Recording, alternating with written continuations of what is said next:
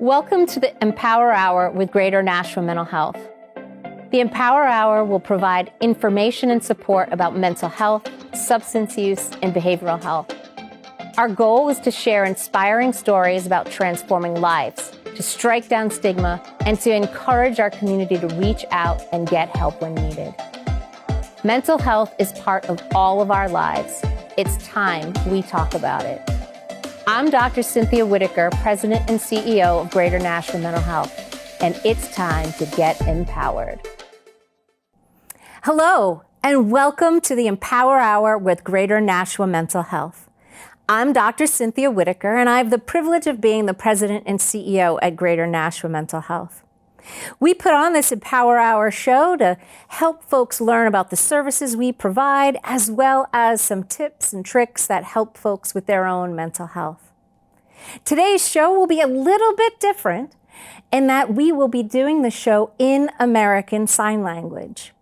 So you will not hear my voice after a little bit, and instead you will hear the voice of two interpreters who will be interpreting off screen for myself and the guest today. And my guest today is Adam Lemay, who is the Director of Deaf Services and Language Access at Greater Nashua Mental Health. Are you ready? Here we go. Welcome to the Empower Hour. I'm so happy that you're here. And thank you so much for having me. I'm very excited to be here. We can start with whatever you want to start with, but perhaps you might introduce yourself. Talk about your degrees and the work you do for Greater Nashua Mental Health. Absolutely. Again, I'm Adam Lemay. I'm Director of Deaf Services and Language Access. I work with Greater Nashua Mental Health and have been for almost 10 years now. In terms of my education, I graduated with a master's in social work with a concentration on clinical social work, and that was from Boston College.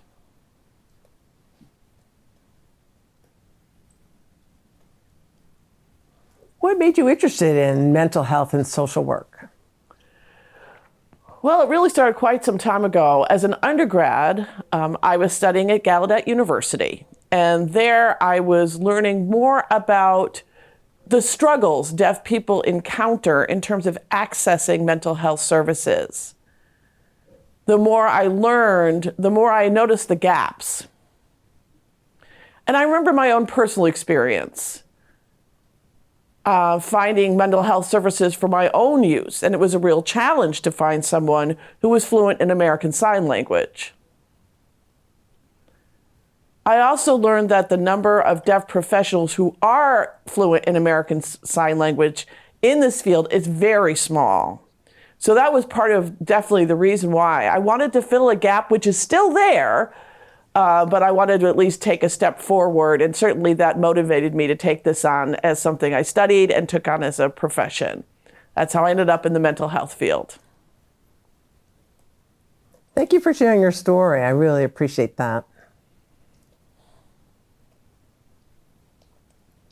So Greater Nashua Mental Health offers specific services for deaf people and has for several years. I think we're going on our 19th year since the 1990s.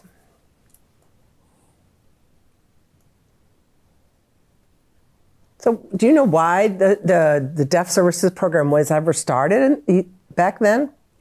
Well, I joined in 2015, and I was there as a therapist. I learned from my prior supervisor more of the history of deaf services at the center. It was founded in 1995, deaf services specifically, and the reason for establishing those services is because there was a deaf individual really struggling with significant mental health and behavioral issues. Often what would occur is hospitalizations, law enforcement being involved, because this individual with their struggles wasn't getting the services, could not find an individual who was fluent in American Sign Language as well as the expertise in mental health services. There was no such service provision yet in the area. So they were seeing someone who did not know sign language, was using spoken English. It was not effective. So given that situation, the state decided to go ahead and found specifically deaf services. It's for deaf and hard of hearing people who do need a linguistically and culturally enriched environment in their services. So they want to work with a professional that is fluent in American Sign Language, knows the challenges that face deaf and hard of hearing people in these circumstances. You just said something very important, Adam. Linguistically and culturally appropriate services. I mean, that's really the crux of the matter. It isn't a therapist who signs necessarily, but that therapist must also understand deaf culture. Am I right? Absolutely. You want the therapist to, yes, of course, know the language, American Sign Language. That's great, but that's not all. It's not enough to really address the person as a whole. You need someone who understands what it means to have gone through life as a deaf person, the struggles we experience, the challenges we have. And also, it is a culture. It's not just about the struggles, but about a way of life. We are a linguistic minority, and it's important to have that awareness in terms of being in a therapeutic environment. So, yeah, knowing the language isn't enough. You also need to know the culture as well.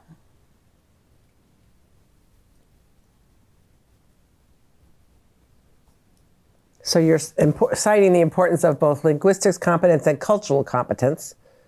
So why then would you need to have unique services, mental health services, just for deaf and hard of hearing? That's the reason?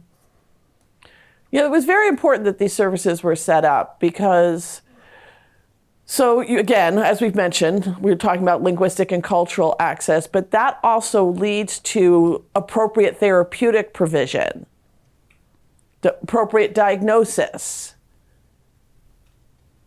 services that suit that individual. Because without the language and culture expertise, what can happen is sort of the opposite of that. Mislabeling, misdiagnosis, poor treatment. That can lead to, obviously, a lack of satisfaction in the service provided. So that's why it's so important to have a unique service provision unit. That helps me to understand that there's a difference. While there are certain similarities with mental health service provision, there's unique challenges to serving the deaf and hard of hearing population. Maybe you could elaborate on that. Sure. I mean, we provide what you'd consider sort of generic mental health service in some ways. We follow standard practices and a variety, an array of different services that would be provided by any person who provided mental health services, whether they were working with the deaf population or not. But then you add the notion of deaf and hard of hearing services, you're looking at specialized training. We're trained to recognize the individual, their language use, which varies tremendously within the deaf community. And actually, let me just back up just a moment. Many people assume that if a person is using sign language, it's in a standardized way, and that every deaf person has the same level of fluency, same level of competency in American Sign Language. That's an assumption, but that's not the case. There's a huge variation in language use. Some people are using American Sign Language in its standardized form, but there's also a number of people who use ASL and have disfluency. And that often comes because of disfluencies in their background, the lack of language models. I'll explain a little bit more about that. If a person's exhibiting disfluency, the person who's therefore doing the evaluation or assessment of that individual could have real difficulty understanding that particular client. And that's where we get this path to misdiagnosis and mistreatment. And so therefore, the treatment's not provided in a way that's suitable for that individual. a person who is deaf and has been given wrong medical treatment, wrong diagnosis, wrong assessments, misleading treatment plans, it can be really damaging for that person. Also, language disfluency can look like confused thinking, which is obviously a symptom we watch for, but it's a very different thing, and you have to have the expertise to see the difference. You know, what are the deficits that someone has linguistically is different than a symptom. Disfluency can occur because of what we commonly refer to as language deprivation, often occurs in early childhood. So let me just talk a little bit more about that.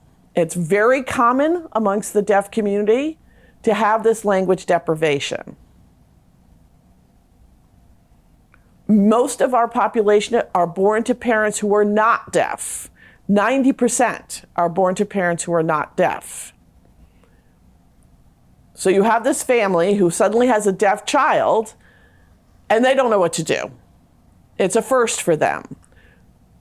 What they do naturally is turn to physicians for advice, and most doctors will typically respond either from a lack of information, not really aware of what the options are for a deaf child in this country.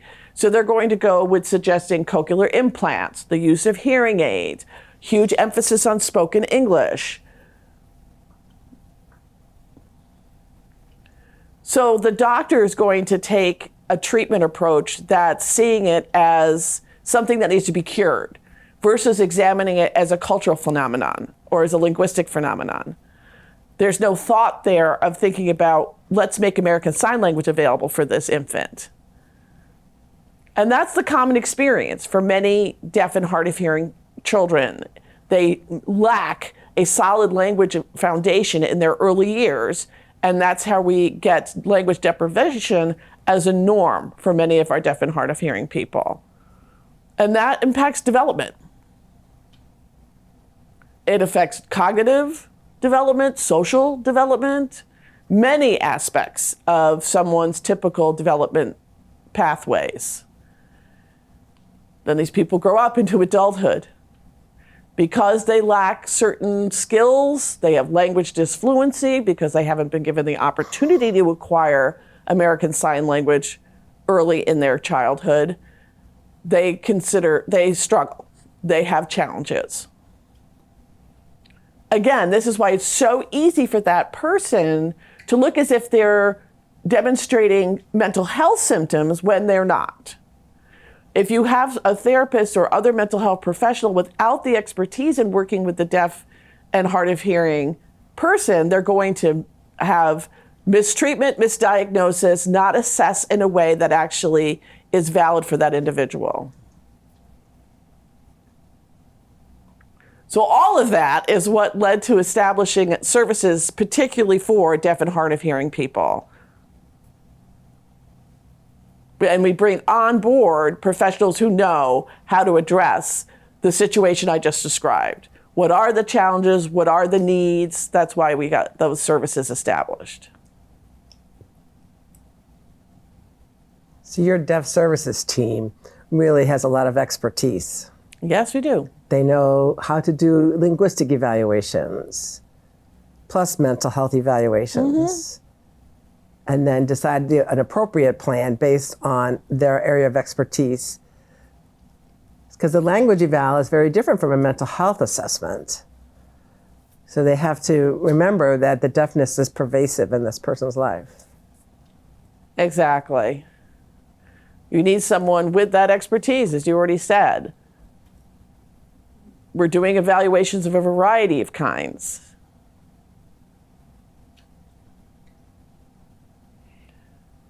Often what happens, again, as I mentioned, is that evaluation leads to misdiagnosis because of a lack of expertise. So it certainly is much better to bring someone in who has that experience, that training, and that knowledge. I mean, there's some very unfortunate situations out there, and that we're trying to address some of those.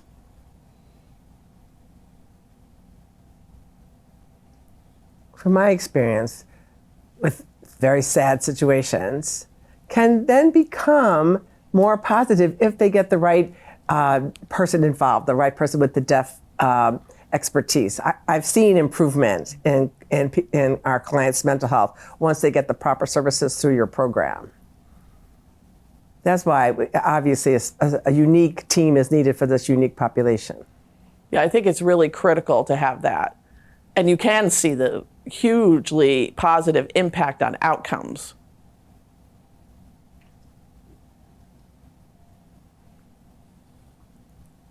People feel less oppressed, less alone.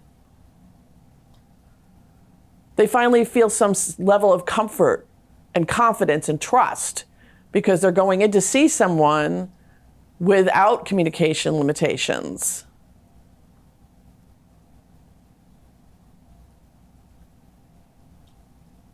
I mean, often there's a lot of health disparity experienced by people who are deaf and hard of hearing. Communication barriers are common. So again, that was just yet another reason to set up specialized services. Having that set up in Greater Nashua Mental Health Center, it's really given people an opportunity throughout the agency to see what we do. Like, for example, at the front desk, we have a rating area. Deaf person comes in. They're greeted in their language.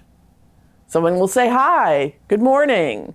They'll have a little casual conversation in sign language. So it's just the little things like that that can make such a difference in having someone have a positive experience. They're already stressed.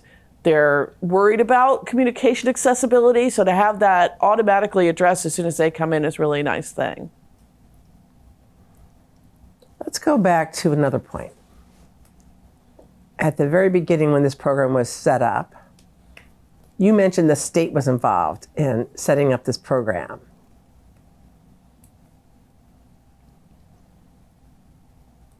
So you're saying this is not just limited to focus on Nashua, but general deaf services, perhaps partnering with DHS and statewide services. Tell me a little bit more about how you partner with statewide agencies. Right, we are a statewide service provider. So we're working with people from all over New Hampshire. We have partnerships with a number of different organizations. And those organizations are working with deaf and hard of hearing individuals. So we share basically cases in common. So yeah, we're serving people from all over. So you partner with the state through Department of Human Services, as well as other organizations. Is it like vocational rehabilitation, independent living centers? Give me some examples of who you partner with. It's many that you just mentioned, vocational rehab, Granite State Independent Living Center, also with Department of Health and Human Services, Northeast Deaf and Hard of Hearing Services, and a number of other organizations as well. So now New Hampshire Association for the Deaf, New Hampshire chapter of the Registry of Interpreters for the Deaf. How about schools? Yep, we do schools as well. We do partnerships with them, a variety throughout the state. Mostly we focus in terms of Nashua and Manchester when we're looking at schools because there are deaf and hard of hearing students in those public school systems.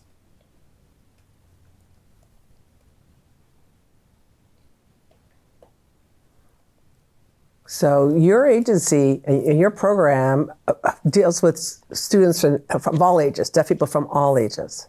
Yes, I mean, we have clients as young as, 4 to 6 years old on up. And our team has its specializations. We have certain therapists that work best with children and youth. Others are working with adults. So we do build up our specializations. I think many people don't realize that you work with a wide range of clients of all ages. Yes, we do. I mean, the whole client base is hugely varied.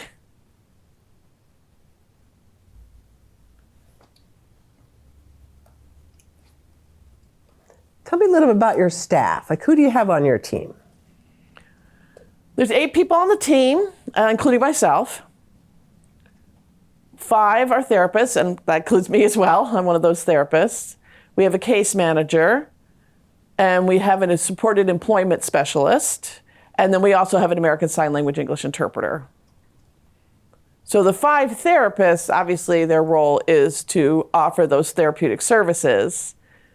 It can be one-to-one, could be group, family. So again, we're also offering different modes of therapy to suit the needs of an individual. The case manager's role is working with, for example, individuals who may need extra support. And their role is to kind of coordinate those services for that person. So they're pulling everything together for individuals. The supported employment specialist is obviously helping deaf and hard of hearing people find employment. And then we do have the interpreter whose role is to interpret.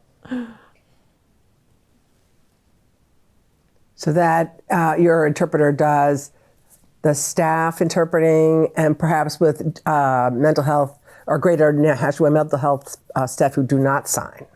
Yes, the interpreter's role is to be interpreting when members of our team are interacting with, for example, when we have an appointment with a psychiatrist. And that psychiatrist may be meeting with a deaf individual for medication review, and so the interpreter would step into that appointment to provide services. But not just psychiatrists, like our agency as a whole integrates within, we're integrated with the medical professionals and PCPs as part of the service provision, so the interpreter is there for communication when those appointments occur as well.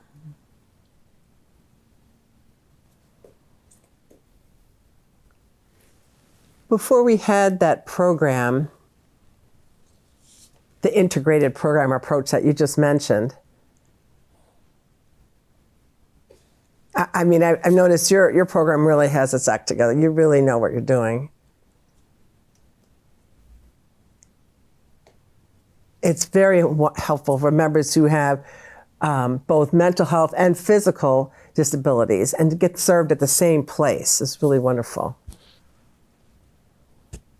I mean, they've learned to trust GNMH, and they know they're going to be able to get in. They have full access, whatever their primary care has designated as their needs, whether physical needs or mental health needs.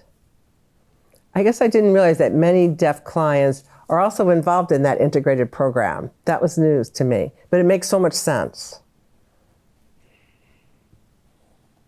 Yeah, we have a good number of deaf clients who are going to that site where the integrated program is, and it's worked out nicely.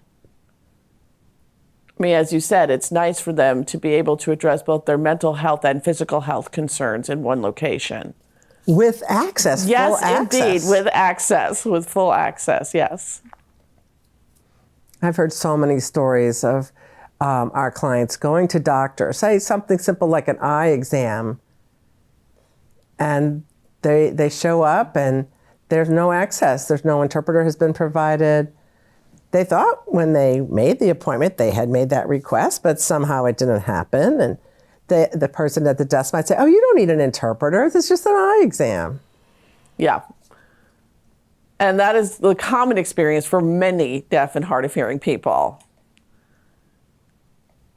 I think that's why it's so important that our clients have this opportunity not to face that frustration, to have complete accessibility in terms of language service.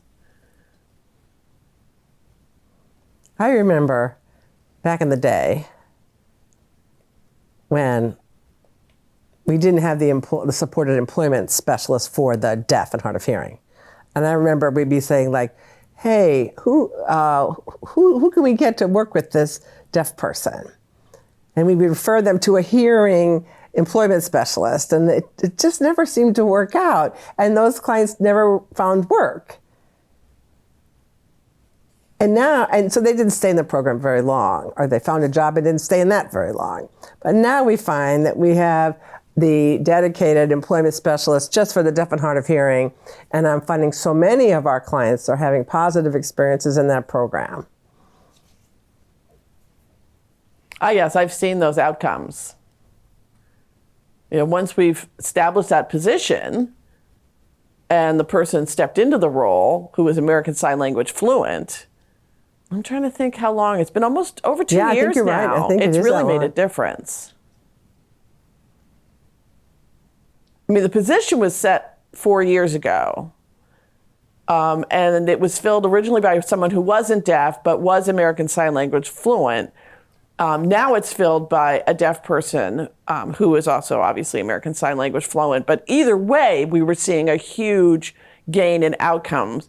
We've gained even more by having someone who's linguistically and culturally a member of the same community. So it's really great to see the positive outcomes, to see deaf and hard of hearing people gaining employment because of this person's support as a specialist. They do different strategic planning with people, how to manage their stress, teach them a variety of different skills that help win the employment. They make sure that they are side by side with them through all the steps that will take them to success in the employment location. And again, because there's access there, their client can set up an appointment without, making sure the interpreter is also available. So now we're trying to coordinate 3 different people's schedules. That kind of coordination can lead to real delays in people making steps forward. So removing that additional step and having direct work with the employment specialist has been great. So then deaf people are getting there faster and experiencing greater success. So that's been great to see over the past couple of years. I think that's especially important here in New Hampshire. I mean, other states have large organizations that tend to hire deaf and hard of hearing people, and they have for years. But New Hampshire, we don't have any industry like that. So many deaf remain isolated. They might live up in northern New Hampshire or in the rural parts of the state. So it's really nice to have that supported employment specialist. I think New Hampshire really needs that. Yeah, I agree with that. There are very few deaf professionals in the state. So just starting there, it's just shows how great it is to have this particular specialist brought on board to increase the opportunities for deaf people.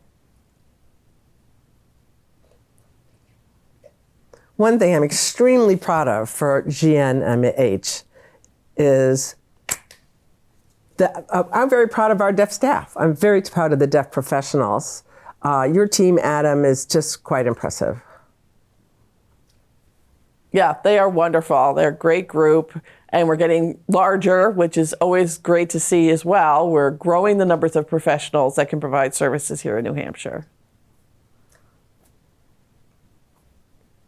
So let me ask you this, and maybe I'm getting off the point a little bit, but from your experience with GNMH,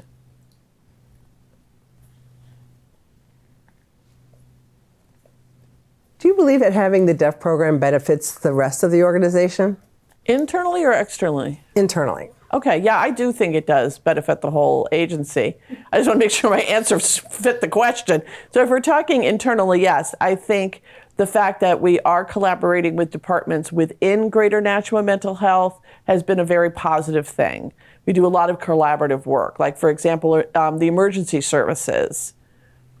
If a deaf person is in crisis, it's very nice the fact that we all operate as one agency. People know there's a language team. There are people available within the agency with the expertise and communication skills and the interpreting services to assist this person who's in crisis. And that impacts clients who are speaking other languages other than English. So it's not just about deaf people in American Sign Language. Communication is the key to therapy being successful. So really having a way to train each other, to work together, to collaborate is only going to make our work more successful for those clients who do not speak English as a primary language. We've done trainings in different departments, how to request interpreters, how to use interpreter service, how to use video remote interpreting, which is, interpreting done from a distance. And this is often the mode for people who are speakers of languages other than English. So, for example, just being able to talk to other departments about that. Emergency services, again, if you've got the deaf person in crisis and you're trying to resolve it, suppose an interpreter in person is not available, then knowing that the agency as a whole knows remote interpreting is an option. They can call that service in, but then they can also call in one of us as a therapist to get there in person. So there's a lot of collaboration and training of each other, sharing of resources. There's also substance use training that with that department that we work with. So some of the substance use department members have, they're specialized therapists who are particularly licensed to provide therapy to those who are involved with the use of alcohol or recreational drugs or other substances. So that's been great for us to offer what we can offer in terms of, use the interpreter so you can meet with the deaf or hard of hearing person that would benefit from substance use specialization. So we're trying to make sure that we are providing not only the therapeutic specialization, but the linguistic and cultural expertise to make that effective. So again, if we're talking about American Sign Language, it's very unique from English. It has its own syntax. Much of the language is actually not on the hands, but is grammatically governing how one uses your face, how you adjust your body. And so that's a complex language, and people need to know about that. But then there's also the notion of how people express themselves through body language. And does the therapist have the expertise to make the distinction between language and emotive expression? So it really helps that before you do an evaluation, you've got some understanding and expertise on those different aspects of how people are demonstrating themselves therapeutically and linguistically as well as culturally. So sharing that as a resource to other departments has been really great. You mentioned people for whom English is a second language. And you not only are the director of deaf services here, but you have the title of the Language Access Coordinator for the entire agency, correct? That's true.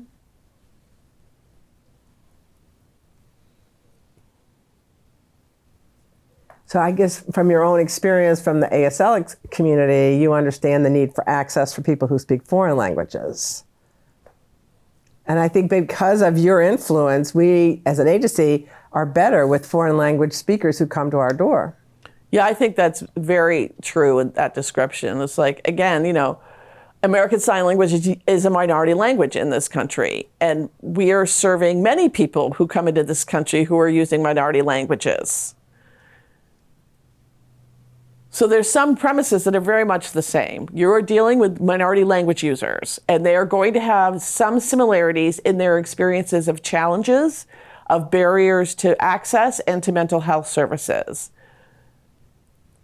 So I think that's why it's important to see the similarities and differences when you're providing that access. So other staff at GNMH learn from your staff. I see what you're saying. And they take the principles of access for deaf and hard of hearing and apply them to access for foreign language speakers. Yeah, I think they're pretty transferable when you think in terms of language minority. That's good.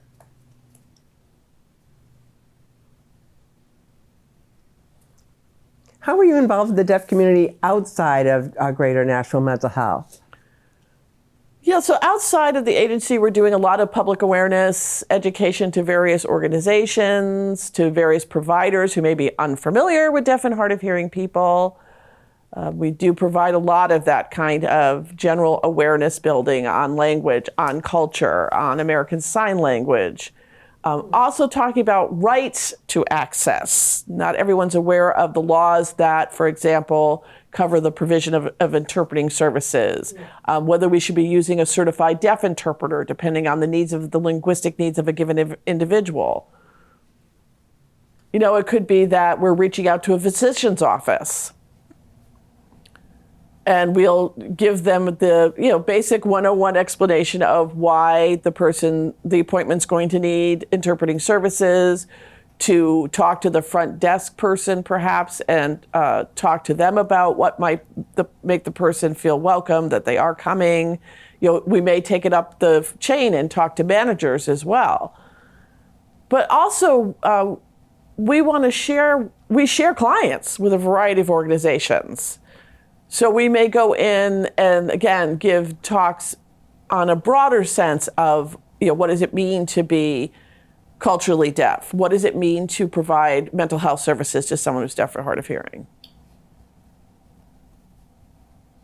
Well, we've talked about a lot today. It's really amazing about the services, but also the interesting facets of the deaf cultural experience. Is there anything I haven't asked you today that you'd like to share with our audience?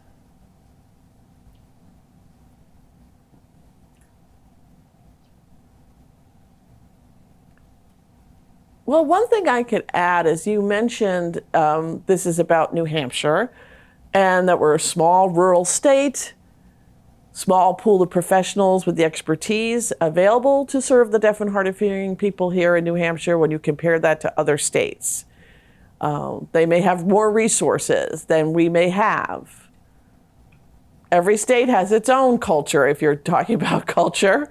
Historically, New Hampshire's promoted the use of spoken language with deaf and hard of hearing people at the cost of giving sign language attention.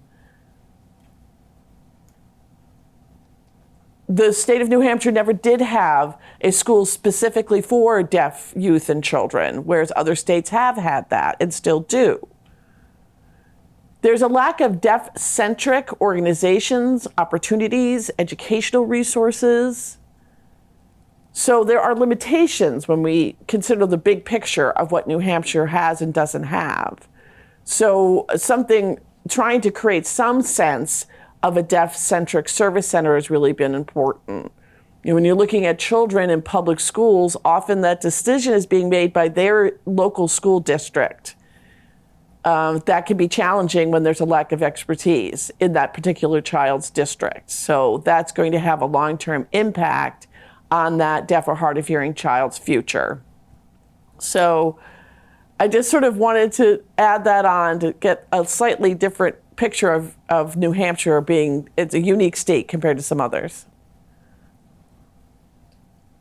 I think, New Hampshire is unique. And that even more reasons why we have to have your services, the Deaf Services Program at GNMH. Yeah. I thank you so much, Adam, for coming today and for sharing all that wonderful information with us and with our audience. Well, thank you. Thank you for having me. It's been my pleasure. Really glad to hear about all that you do at Deaf Services. Thank you so much for joining us for today's episode of the Empower Hour with GNMH. We wish you an empowered day.